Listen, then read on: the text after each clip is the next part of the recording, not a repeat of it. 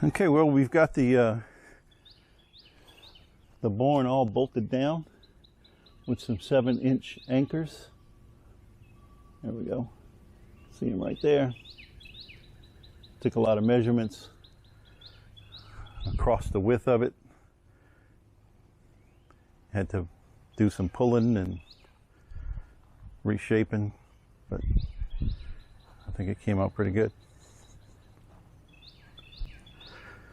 A lot of anchors.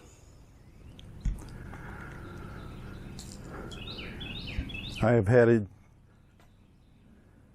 started to add the bottom plates for the extension of the barn.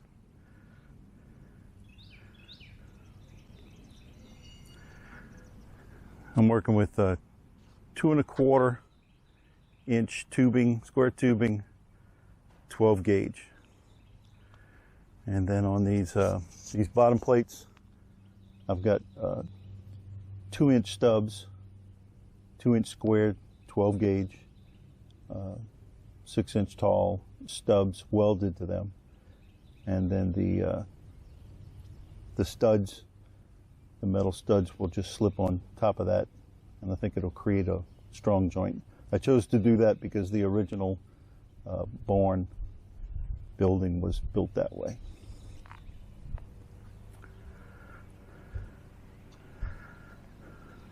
On this side, I've got short pieces because this is going to be 2 roll-up doors on this side of the building.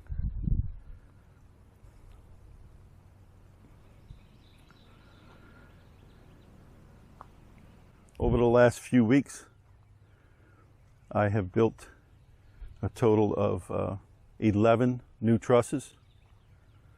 These trusses match the original trusses for the original building. I removed one of the existing trusses to use as a template.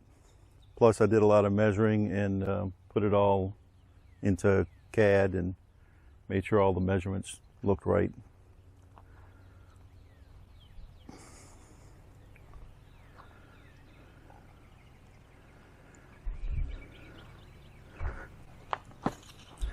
In order to lift those trusses, I came up with this lifting jig for my tractor. And it is my tractor has SSQA skid steer quick adapter standard on the front on the loader mechanism. And I bought this plate that has a 3-point hitch configuration on the front of it. So I built this lifting jig and attached it to that, and this lifting jig will help me lift my trusses into place.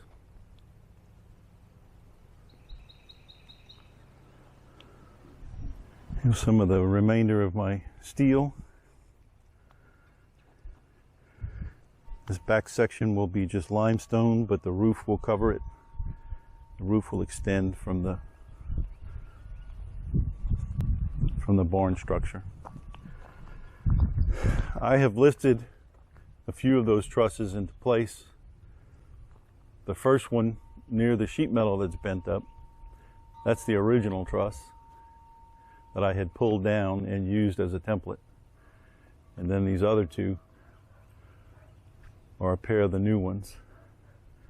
I decided to lift those off camera because I wasn't quite sure how well that was going to work out, but it seems to work okay. Let's see if I can